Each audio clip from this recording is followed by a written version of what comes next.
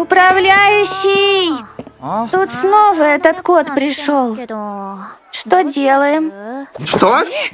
Как управляющий, я обязан поговорить с ним. Так держать, шеф. Дорогой клиент. Клиент? Большущее вам спасибо, что уже так долго выбираете именно нас.